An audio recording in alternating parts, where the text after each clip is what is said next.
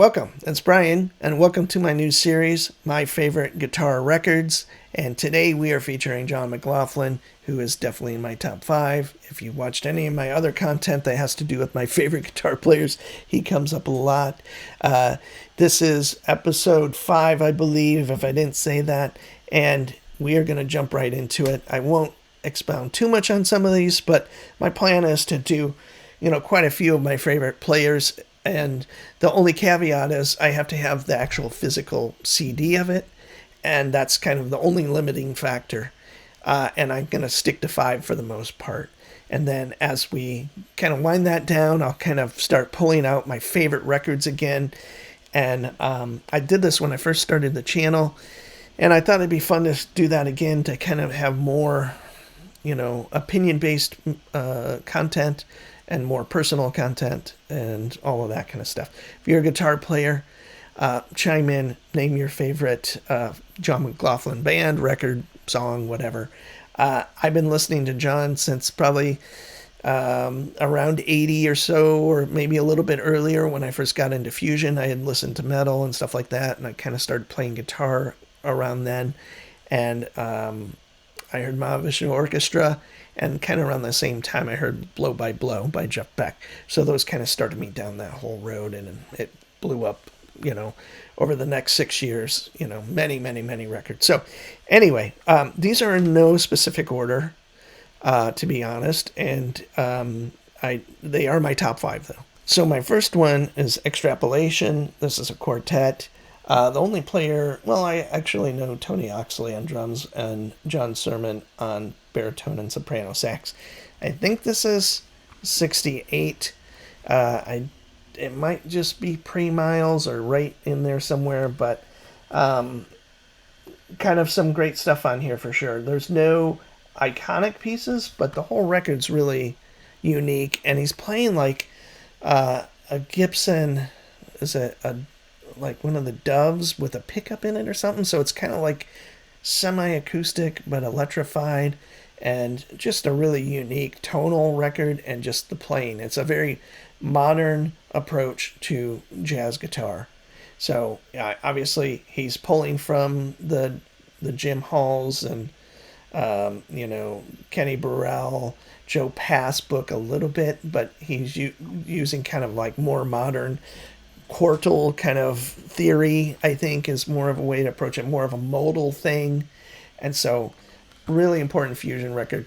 I didn't listen to this. I mean, I probably discovered this probably 20 years after it came out. So, but always kind of a fun one for sure, and kind of interesting from a history standpoint. So next one is Live Evil.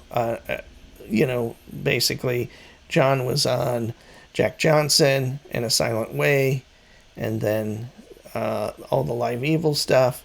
Bitches Brew, the actual recorded in the studio version of all these songs, and it changed, electric music right then and there. I mean, it kind of it created fusion, and I know there was probably things, I'm sure there was other players I don't know of that were doing it, whether it was like Larry Coryell, or maybe, Hendrix could say that he was kind of bridging that gap a little bit. But Bitches Brew and the predecessors of that, which would be In a Silent Way and Tribute to Jack Johnson, kind of paved the way for what we'll talk about next, which of course is the Intermounting Flame. And this is, like I said, discovering this record kind of around the same time as Blow by Blow. They're kind of two different records. Like, this one compositionally was cool because of the kind of polymeters and odd time signature stuff, and just the incredible band and the energy. And Blow by Blow is more of the, super melodic approach to guitar and just super expressive. So Mclaughlin's kind of like the super technical player with a lot of heart, and Beck is like the player with a lot of heart with a good amount of technique, but kind of playing it in a completely different sense. So iconic record for so many players my age, and hopefully younger players as well, to discover something like this. And what I loved about it was really raw, and that energy was palpable, I guess, off the record. The next record, Birds of Fire, sonically a way better sounding record, but way more polished. The pieces are great, but it doesn't have that same energy, which is why I picked this one. I might actually like the songs on Birds of Fire more to some degree, but as a record, you have to put that one if you're going to talk about John Mclaughlin. I picked this one because, number one, I have it. And number two, there's some really amazing stuff on here. And it's one of his better records, aside from the next one I'll talk about, in that post, he did the the Mahavishnu reformation with Billy Cobham. They did that first record around 80, I believe, and then they did Adventures at Radioland, both with Jonas Hellberg on bass, an incredible addition to that. And the first one, it was not good. I just not exciting in any way. Adventures in Radioland, the second one, kind of took it up a couple notches. I enjoyed that one quite a bit more. But Fusion, in a way, had run its course, I think, to some degree. Like, it needed some different approaches or fresh blood or whatever you want to say. But this one's 95, and it has Django, Thelonious Melodious. That one's amazing. Jazz Jungle, The Wish, English Jam. And there's just a lot of great things on it that make it stand out for me above most of the records he put out in that kind of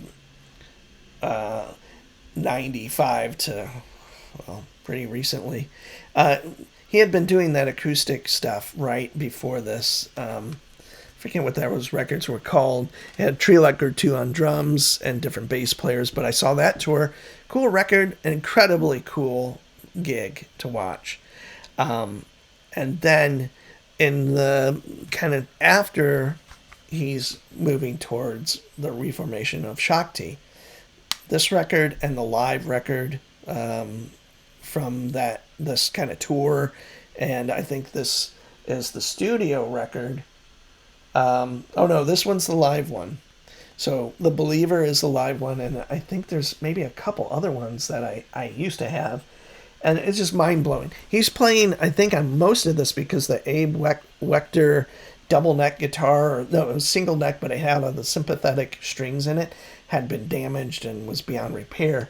So he was playing like a Johnny Smith, like a whatever version of a Gibson that is. It's not an L5, but or a Birdland. And it's some of his best tone.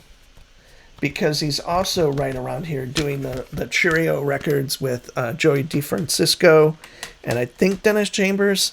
And I've never been a huge fan of the organ trio, guitar organ trio thing in general. It had to be really special. And some of those records, After the Rain, and there's another one, something like that. I don't remember the titles, but he's affecting the guitar in a certain way, like on every song, and it just doesn't really hold it together for me.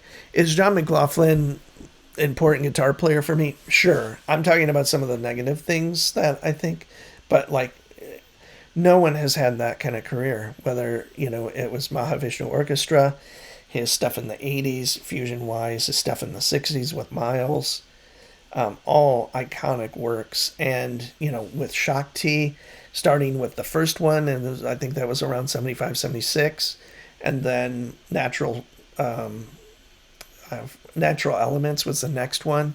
That's the one I've heard the least of. And then he revamps it, and, he's always doing something different, and he was always, or he is, in the 80s at least, on the edge of cutting technology using the synclavier, and very few people were doing that. It was him, Pat Metheny, Al Di Meola. Al Di Meola seemed to be the most successful at it, sonically, like his stuff made sense.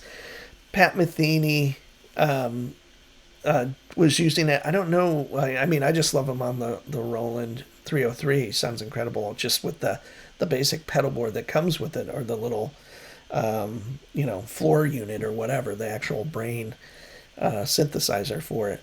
They also did their trio records with Paco de Lucia, that were iconic as well and big sellers and really important for acoustic guitar playing or just kind of that mixing of flamenco and then kind of I don't know what Al would say he's inspired by, but maybe Latin music. And then you have John Mclaughlin that's got he can hang in both worlds kind of, and so I forgot all about those records, which live in San Francisco on Friday night.